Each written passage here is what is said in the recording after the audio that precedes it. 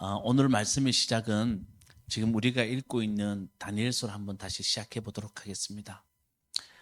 여러분, 다니엘과 세 친구는 그 당시에 바벨로니아 왕이 주는 좋은 음식 먹고 그들은 출세의 가도를 달릴 수 있었습니다. 그렇지만 1장에 나왔듯이 다니엘과 세 친구는 왕이 주는 음식을 거절합니다. 왜 거절하냐 하면 여러분 알다시피 그 속에는 지켜야 할 소중한 가치가 있었습니다. 그들이 정말 지켜야 할 소중한 가치는 하나님을 신뢰하는 마음이었습니다. 다니엘서는 그렇게 하나님이 신뢰하는 사람들을 통해서 하나님이 어떻게 역사하는지를 우리에게 들려줍니다.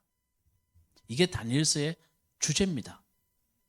하나님은 자기를 신뢰하는 사람을 통해서 얼마나 놀라운 일을 행하시는지를 우리에게 들려준다는 겁니다. 자, 다니엘서의 형식은 어떻게 되어 있냐 하면 다니엘과 세 친구가 하나님의 말씀 앞에 믿음을 지키면 그 당시에 대제국인 바빌론의 느부갓네살 왕이 하나님이 어떤 분이신지를 고백하는 형식입니다. 자, 다니엘과 세 친구는 믿음을 지키면 하나님을 모르던 대제국의 왕이 하나님이 어떤 분이심을 다니엘과 세 친구를 보면서 고백하는 형식입니다. 자, 보세요. 2장에 느부갓네살 왕이 꿈을 꿉니다. 근데 그 꿈을 아무도 알아맞히지 못해요. 바빌론 대제국의 주수살들, 점술가들, 마술사들도 전혀 알아맞히지 못합니다. 이게 무슨 이야기인 줄 아십니까? 세상에 지혜 있다고 하는 사람들의 지혜가 얼마나 허술한지 그걸 우리에게 들려줍니다. 다니엘은 그 느부갓네살 왕의 꿈을 어떻게 합니까? 맞춰줍니다. 그랬더니 하나님을 전혀 믿지 않던 왕이 이렇게 고백합니다. 자, 앞을 보시고 그 고백은 우리가 좀 들어야 됩니다. 2장 47절 시작. 하나님은 참으로 모든 신 가운데 어떤가는 신이시요 모든 왕 가운데서 어떤가는 군주이시다. 이게 하나님을 믿지 않는 왕의 입에서 나온 이야기입니다. 이게 다니엘서의 핵심 메시지입니다. 그리고 3장으로 가면 다니엘의 세 친구가 어떻게 합니까? 왕이 만든 신상에 절을 하지 않고 어디로 갑니까? 풀무불에 들어갑니다. 지켜야 할 가치가 있기 때문입니다. 그들 속에는 지켜야 할 가치가 있기 때문에 하나님을 신뢰하는 마음이 있기 때문에 풀무불에 들어갑니다. 그리고 풀무불 속에서 걸어 나옵니다. 그랬더니 느부갓네살 왕이 그 모습을 보고 또 이렇게 고백합니다. 3장 29절 다 같이 이와 같이 자기를 믿는 사람을 구원할 수 있는 신은 다시 없을 것이다. 이게 주제예요. 하나님을 왕이 이렇게 고백해요. 하나님을 전혀 믿지 않던 왕이 그걸 좀 들으라는 거예요. 자, 세 번째는 왕이 또 꿈을 꿉니다. 이제 그 꿈을 이제는 해몽하는 겁니다. 아니, 내가 꾼 꿈을 좀 해몽해 줬으면 좋겠다. 그랬더니 다니엘이 가서 그 꿈을 해몽해 줍니다. 자, 또 그때 왕이 했던 말 우리 또 읽어봅시다. 참 중요한 말들입니다. 시작. 이제 나 느부갓네살은 하늘의 왕을 찬양하고 높이며 그분에게 영광을 돌리는 바이다. 과연 그가 하시는 일은 모두 참되며 그의 모든 길은 공의로우니 그는 교만한 일을 낮추신다. 이게 왕이 하는 말입니다. 자, 저 보세요. 다시 들려드립니다. 하나님을 믿는 사람의 신앙을 통해서 전혀 믿지 않던 왕이 하나님이 이런 분이셨구나 라고 고백하는 것, 이게 다니엘서의 주제입니다. 저는 이번에 다니엘서를 읽으면서 하나님이 저한테 주신 음성이 있어요. 그게 뭐냐 하면 민철아, 너를 통해서 누군가가 하나님을 고백했으면 좋겠다. 하나님이 어떤 분이시를 참 고백했으면 좋겠다. 그러면서 그 다음 하나님 주신 말씀이 저에게 더 은혜가 되었습니다. 그때가 진리가 가장 힘이 셀 때야. 너를 통해서 누군가가 하나님을 고백할 때 진리가 가장 힘이 셀 때다. 이해되세요? 하나님의 말씀이 가장 힘이 있을 때가 언제냐면 우리를 통해서 누군가가 하나님을 고백할 때라는 겁니다. 이게 진짜 말씀이 가장 힘이 셀 때입니다. 자, 예를 들어 봅시다. 우리가 부족하지만 다니엘처럼 여러분이 믿음을 지켜나가는 모습 보고 누군가 이렇게 말을 해요. 야, 너를 보니까 하나님이 어떤 분인지 내가 좀 느껴진다.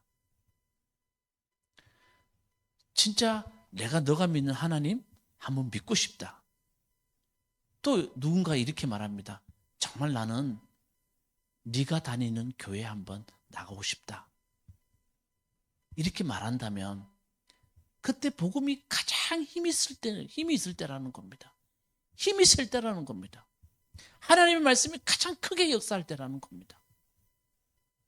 여러분, 다니엘은 제가 말씀을 읽으면서 하나님 저한테 주신 말씀이 다니엘은 따로 있지 않습니다.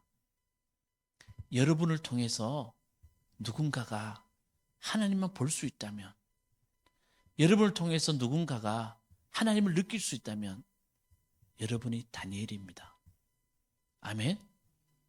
저는 우리 교회에 정말 이런 다니엘이 많이 나타났으면 좋겠습니다. 저도 이 말씀 준비하면서 되게 찔리더라고요.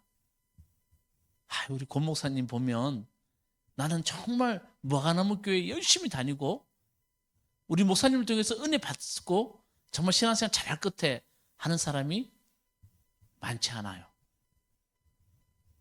그러니까 저도 찔리더라고요. 여러분, 저 보면 하나님 보시는 것 같습니까? 예, 그냥 머리 허해가지고 그렇잖아요. 여러분, 다 우리의 숙제예요. 제가 어떻게 다니엘처럼 훌륭한 사람입니까? 그러나 우리 숙제라는 거예요. 저는 하나님 앞에서 여러분이 그런 모습으로 좀 살았으면 좋겠어요. 최소한의 당신이 다니는 교회 한번 가보고 싶습니다. 그러면 여러분들이 이 땅에 다니엘 것처럼 잘 사는 거예요. 진리가 가장 힘이 셀 때예요. 진짜 우리가 그렇게 해야 돼요. 자, 제가 글을 통해서 말했습니다. 여러분, 다니엘서는 기원전 BC 171년에서 161년에 기록됩니다. 그때가 누구냐 하면 헬라의 셀루쿠스 왕조와 안티오쿠스 에피파네스 4세라는 왕이 다스릴 때예요. 이 왕은 대단히 유대인들한테 모욕감과 수치감을 준 왕이었어요. 유대 역사상 가장 유대인들에게 수치심을 준 왕이에요. 이스라엘 땅을 점령하고 난 뒤에 이 왕은 사람들에게, 유대인들에게 예루살렘에서 예배를 못 드리게 만들어요. 그리고 또 예루살렘 성전에서 우상의 제물을 가지고 우상을 섬겨요. 유대인들한테 너무 큰 하나님의 임재를 말하는 예루살렘 성전에서 그런 일이 벌어진다는 것은 유대인들에게 너무 참을 수 없는 수치예요. 근데 우상 제물 중에서 그들을 가장 수치스럽게 했던 게 뭐냐면 돼지고기예요. 여러분, 이슬람 사회에서 돼지고기가 얼마나 더러운 음식인지 몰라요. 유대인들은 같은 문화권에 있어요. 하나님의 성전에서 돼지고기를 예물로 드려요. 그리고 안식일을 지키지 못하게 해요. 그 박해 가운데 다니엘서는 기록됩니다. 여러분, 다니엘은요, 기원전 6세기에서 5세기 있는 사람이에요. 완전 다른 시대를 산 사람이에요. 그런데 여기 있는 사람에게 그 전에 살았던 다니엘의 이야기를 들려줘요. 왜요? 우리에게는 빼앗기면 안 되는 소중한 가치가 있잖아. 다니엘과 세 친구는 박해 가운데서도 그들은 자기들이 지켜야 할 소중한 가치를 지켜냈다는 거예요. 그러니 지금 우리가 이 박해 가운데 정말 우리가 지켜야 할 가치가 뭔지 정말 기억해야 되지 않겠냐는 겁니다. 이해되시죠? 여러분, 죽음의 수용소라는 글을 쓴 빅터 플랭크라는 사람이 있습니다. 이는 아우슈비츠에서 그가 살아남아 돌아온 의사입니다. 정신과 의사입니다. 그가 남긴 유명한 말이 있어요. 그게 뭐냐면 아우슈비츠에서 자기가 있으면서 모든 것을 다 빼앗겼대요. 정말 모든 것을 다 빼앗겼어요. 그들의 몸은 뼈밖에 남지 않았어요. 그렇지만 이렇게 말해요. 우리에게 우리는 뺏길 수 없는 소중한 자유가 우리에게 있다고. 근데 여러분 그 자유가 뭔지 아세요? 내가 믿음을 지키려고 하는 마음, 포기하지 않는 마음, 또 유명한 말이 있죠. 그들에게 동의하지 않는 마음, 그거는 뺏길 수 없다는 거예요. 그들이 내 모든 것을 빼앗아가도 포기하지 않는 마음을 어떻게 빼앗아갑니까?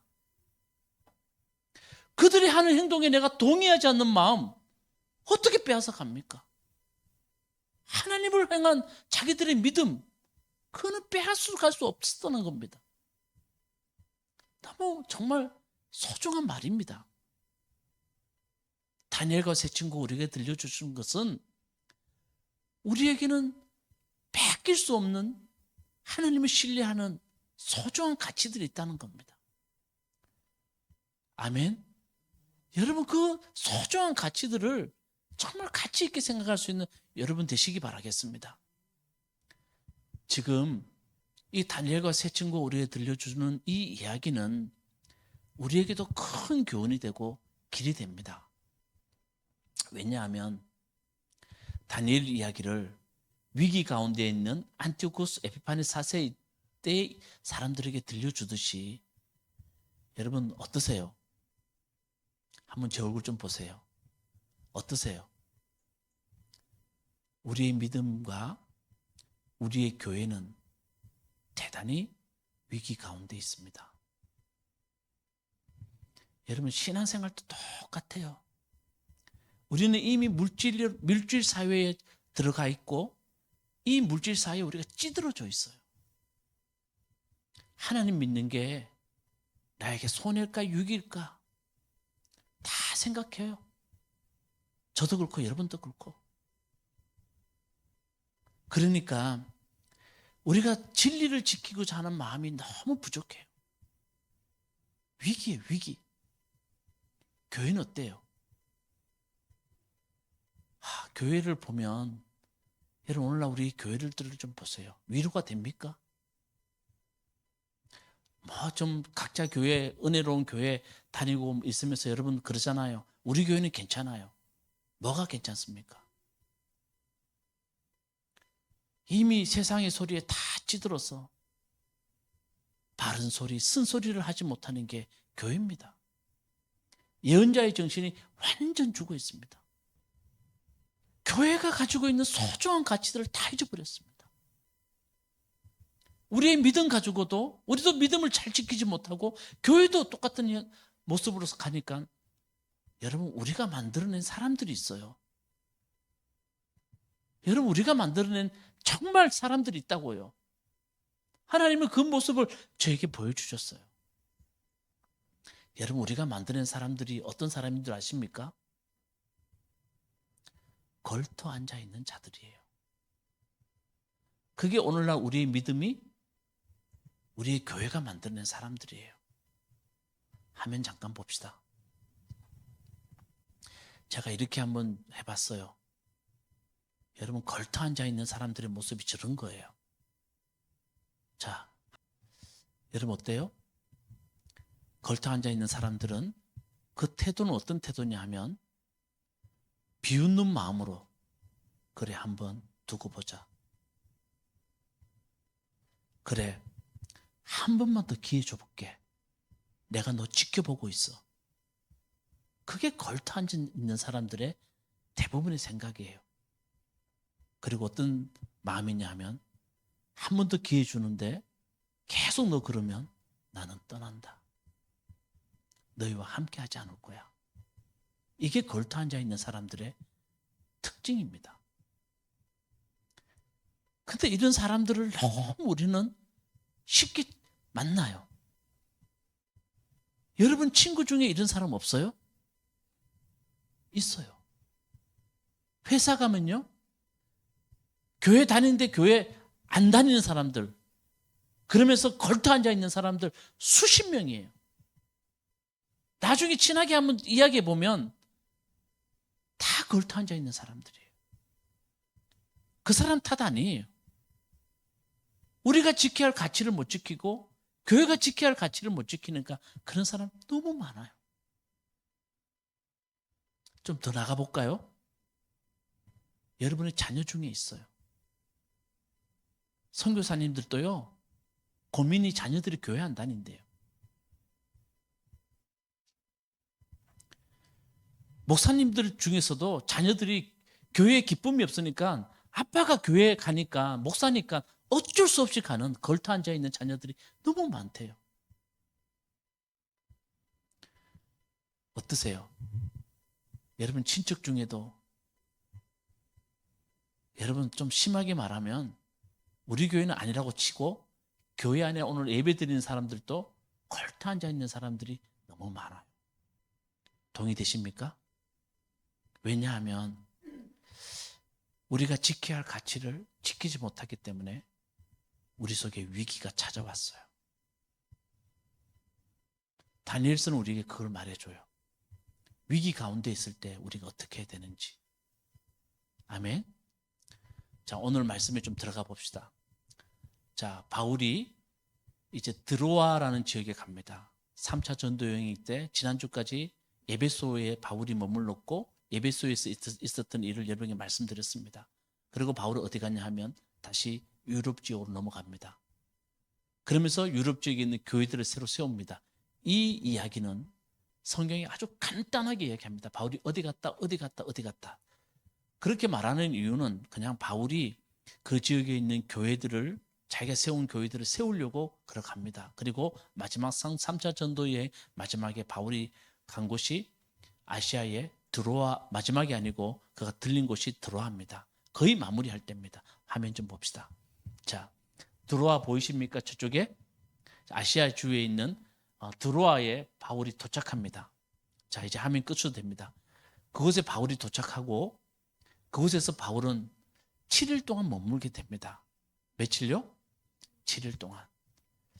여러분, 목회자가 7일 동안 머물면서 이제 떠나기 바로 전날 밤에 바울이 너무 마음에 안타까운 마음이 생겨서 그들에게 줄 수 있는 게 뭘까? 사람을 살릴 수 있는 게 뭘까? 생각하다가 바울이 열심히 복음을 증거합니다. 열심히 말씀을. 그러다 보니까 밤늦도록 말씀을 증거하다 보니까 3층에 젊은 청년 유두고라는 청년이 걸터 앉아 있습니다. 듣다가 그러다 그가 심하게 졸게 되고 그 어떻게 됩니까? 3층 난간에서 어떻게 해요? 떨어집니다.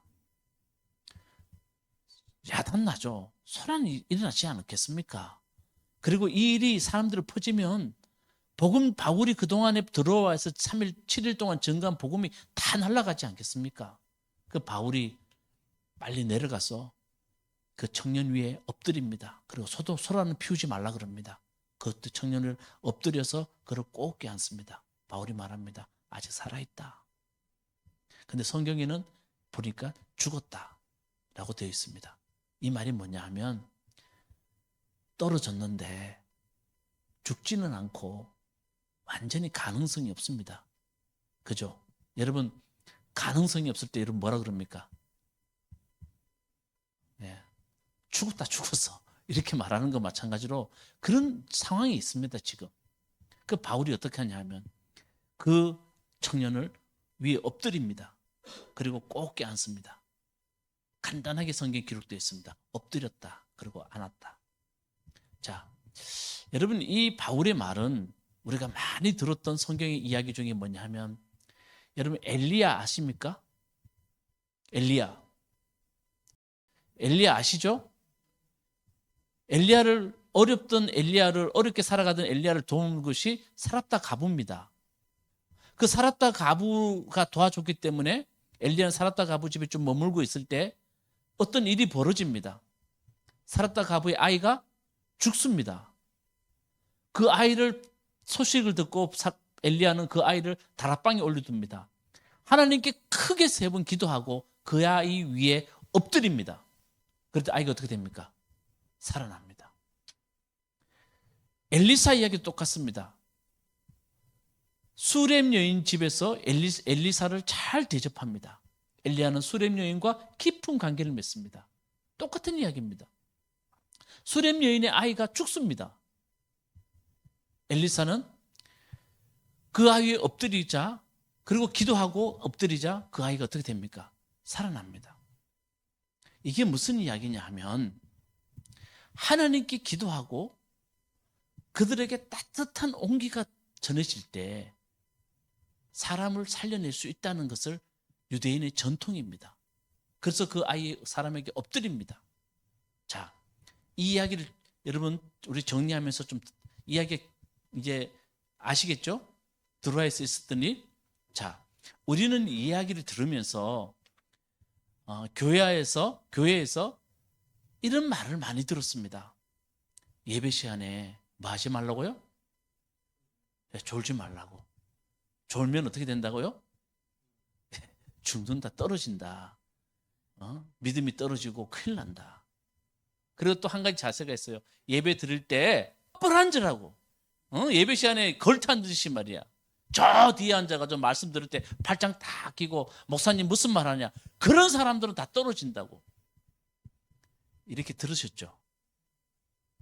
유도구 이야기 그밖에 할 게 없었어요. 근데 진짜 여러분 이게 진짜 이 말을 하려고 적어놨을까요?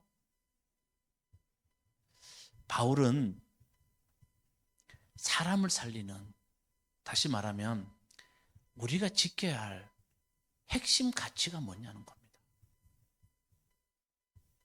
오늘 많은 사람들이 교회를 바라보고 걸터 앉아 있고 한번 두고 보자.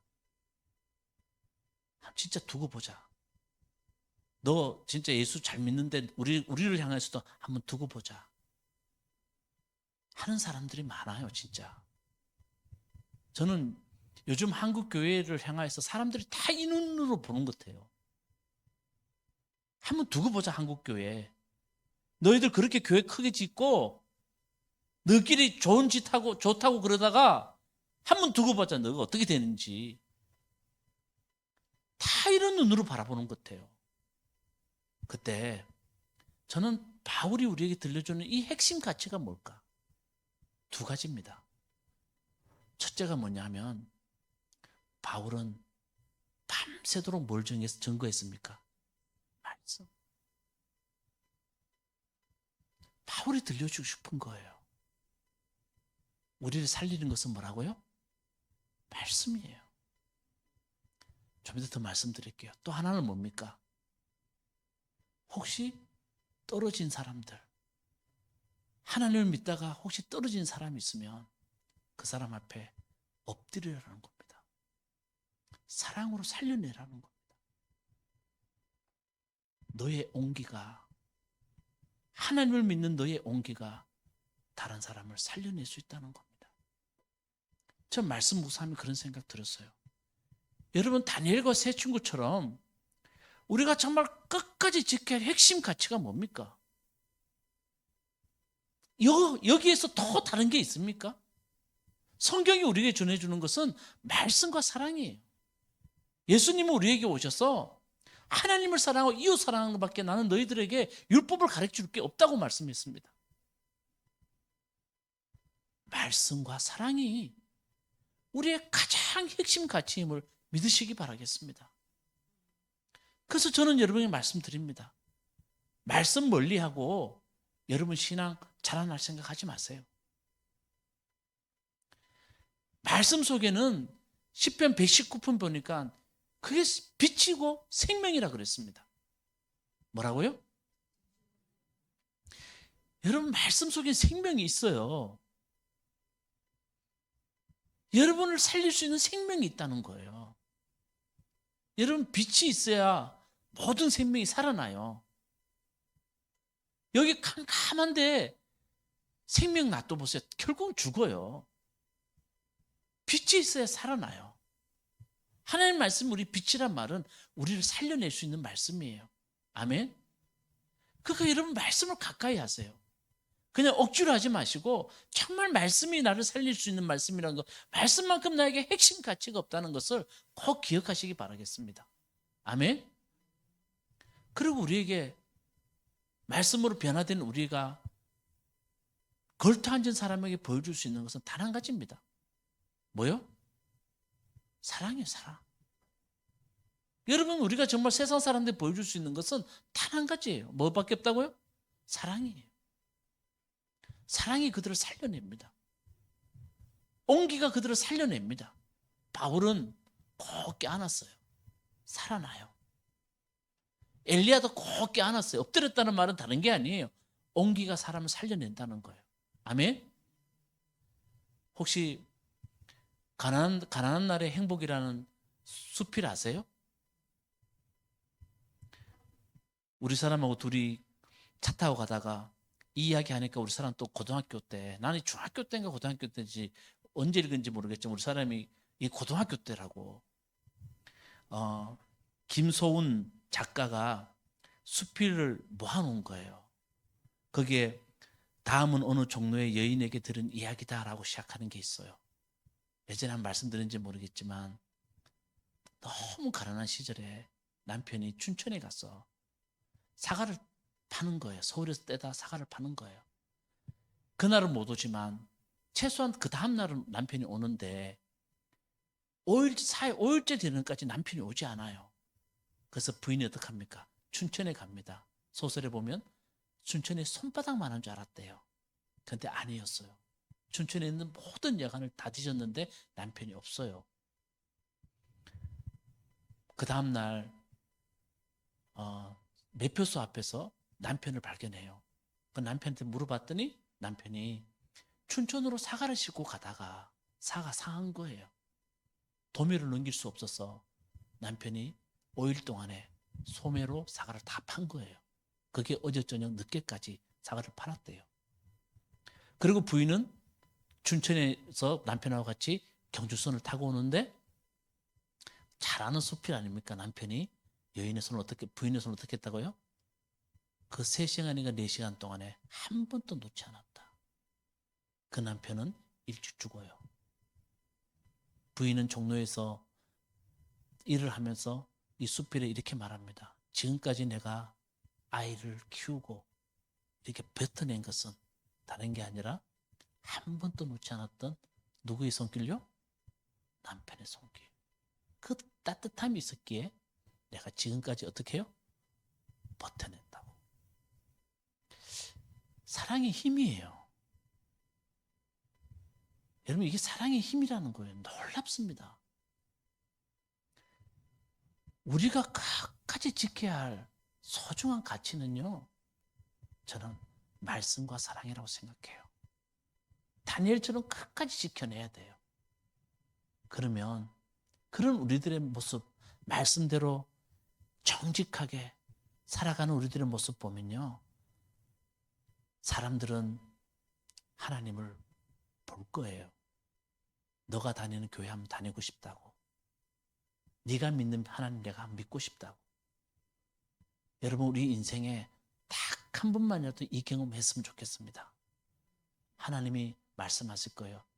우리를 천국 가면 여러분 이름 부르지 않고 다니엘아 일로 와라. 아니, 하나님 저 다니엘이 아닌데요. 너 다니엘처럼 살았어. 너의 모습 보고 느부갓네살 왕이 고백했잖아.